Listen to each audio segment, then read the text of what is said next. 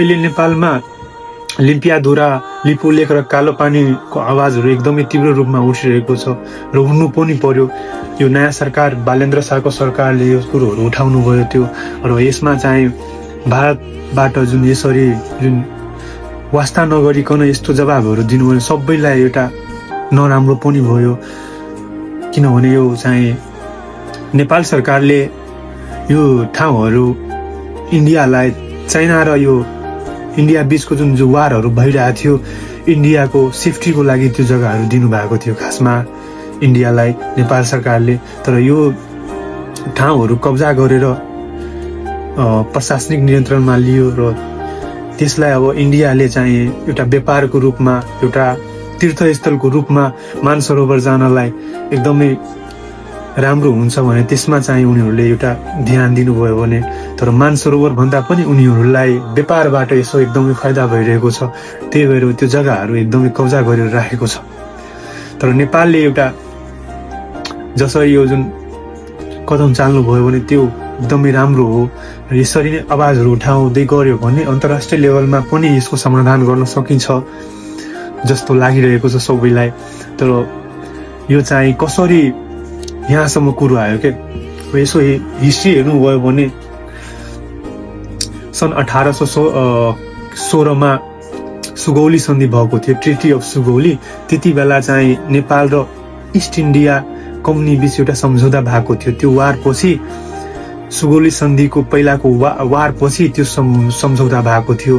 त्यसमा चाहिँ नेपालले इस्ट एरियातिर, इस्टको साइडतिर यो सिक्किम, दार्जिलिङ धेरै ठाउँहरू लुज गर्यो। उता पहिला अगाडिको पूर्वको ठाउँहरू, यता चाहिँ पश्चिमको यसो कालापानी, यो लिम्पियाधुरा र लिपु लेखहरू यसो चाहिँ नेपालकै हो भनेर त्यसरी उनीहरूले छुट्याउनु भएको थियो के। जुन महाकाली नदीको जुन एउटा एक ठाउँमा यसो सिधा सिधा भइरहेको थियो, एक ठाउँमा चाहिँ दुई टुक्रामा बाँड्यो क्या त्यो खोला चाहिँ के। त्यो खोला चाहिँ एउटा इस्टतिर सानो भयो क्या, एउटा वेस्टतिर चाहिँ ठुलो खोला बग्यो। तर उनीहरूले इस्ट इन्डिया कम्पनीहरूले चाहिँ एउटा त्यही ठुलो जुन नदी छ त्यसरी नै उनीहरूले जे होस् नेपालको सिमाना पर्छ भने त्यसरी उनीहरू टेरिटोरी छुट्याएको थियो। त त्यस्तै सबैजनालाई थाहा पनि छ, तर इन्डियालाई पनि थाहा भएर पनि उनीहरूले एउटा चाहिँ जानी जानी दाबी गरिरहेको छ। किनभने इन्डियालाई एकदमै त्यो ठाउँहरूबाट, एकदम टेरिटोरीहरूबाट एकदमै फाइदा भइरहेको छ, त्यही भएर उनीहरूले युज गरिरहेको छ। तर अहिले नेपाल सरकारलाई पनि वास्ता नगरिकनै यसो 2020 सालमा त्यसको उद्घाटन गरियो नेपाल सरकारलाई नसोधिकन। त्यति बेला चाहिँ केपी शर्मा ओलीको सरकार थियो र त्यति बेला पनि जो नक्साको विवादहरू भयो र नेपालले नयाँ नक्सामा पनि एउटा, पहिलाको नक्सामा त थियो नै लिम्पियाधुरा, कालोपानी र यो लिपुलेख, र अर्को नयाँ नक्सा जारी गर्दा पनि त्यसमा चाहिँ जो त्यो तीनटै जग्गाहरूलाई जो देखायो र त्यसमा चाहिँ नक्साको विवादहरू पनि भयो।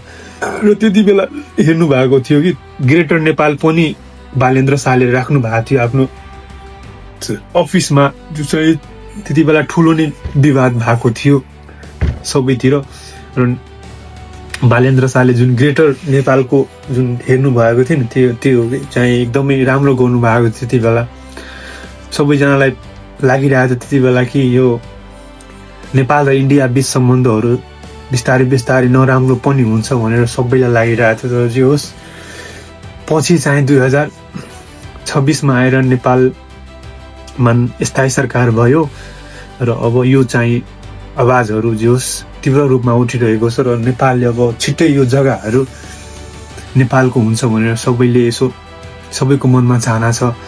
र अब भारतले यसमा चाहिँ कस्तो कस्तो कदमहरू चालिरहेको छ। अब जस्तै हेर्नु, सम्बन्धहरू जानी जानी भारतले बिगारिरहेको छ। उनीहरूलाई लागिरहेछ कि हामीहरू एकदमै पावरफुल हो, जे पनि गर्न सक्छौँ भनेर उनीहरूले यसरी बिलिभ गरिरहेको छ। त्यसरी चाहिँ यसो हेर्नुभयो भने नेपाललाई एउटा कुनै वास्ती गरिरहेको छ, त्यसरी उनीहरूले जस प्रेस विज्ञप्तिहरू जारी गरिरहेको छ त्यो चाहिँ नराम्रो पनि हो। अब चाहिँ नेपाललाई के गर्नु पर्यो भने अब छिटोभन्दा छिटो दुईटैतिर यसो कूटनीतिक सम्बन्धले होस् या कि अन्तर्राष्ट्रिय लेभलमा दुइटै नेपाल र इन्डियाको सरकारहरू अब जसरी भए पनि यसलाई समाधान गरियोस्, त्यही हो अब सबैको विचार। अब सम्झौताले नै यो समाधान हुनेछ। अब उनीहरूलाई खासमा चाहिँ चेकपोस्टको लागि दिनुभएको थियो।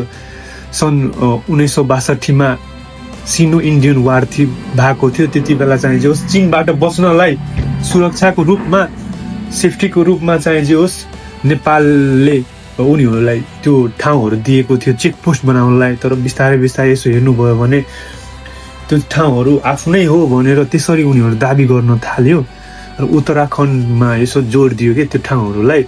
अब चाहिँ नेपालले पनि केही गर्न सकेन। तर जे होस् पहिलाको सरकारहरू पनि आवाजहरू उठाइरहेको थियो। तर बिस्तारै बिस्तारै त्यो आवाजहरू भर्मनहरू गरेर उनीहरूले जे होस् आवाजहरू जस बन्द गर्यो। अब के ल्याओस्, अब त्यसमा पनि करप्सनहरू सब भयो भनेर त्यसरी उनीहरूले त्यो गरिरहेको छ। तर अब दुइटै बिचमा यसो सहमतिहरू भयो भने जस त्यसलाई समाधान गर्न सकिन्छ। अब राष्ट्रिय एकता र दीर्घकालीन नीतिहरू बनायो भने त्यसमा पनि समाधानहरू गर्न सकिन्छ। द्विपक्षीय वार्ताहरू गर्यो भने त्यसरी पनि यो चाहिँ समाधान गर्न सकिन्छ। ऐतिहासिक प्रमाणहरू जुटाएर होस्, पहिलाको नक्साहरूमा अलरेडी एक्जिस्ट गरिरहेको थियो यो ठाउँहरू भनेर त्यसरी पनि समाधानहरू गर्न सकिन्छ। र ब्रिटिसकालीन बेलामा पनि यो नेपालको जग्गाहरू हो भनेर त्यसरी पनि यो नेपालसँग प्रमाणहरू भइसक्यो। त्यही पनि इन्डियाले त्यो ठाउँहरूलाई दाबी गरिरहेको छ, त्यो नराम्रो पनि हो। अब हेर्नु कहिलेसम्म यो समाधान हुन्छ, त्यही हो। अब हेर्नु धेरै छिटो भयो भने त्यो राम्रो हो। तर अब हेर्नु कहिलेसम्म यो समस्या समाधान हुन्छ, सबैको त्यही हो। अब जति छिटो भयो भने समाधान त्यति राम्रो हुन्छ।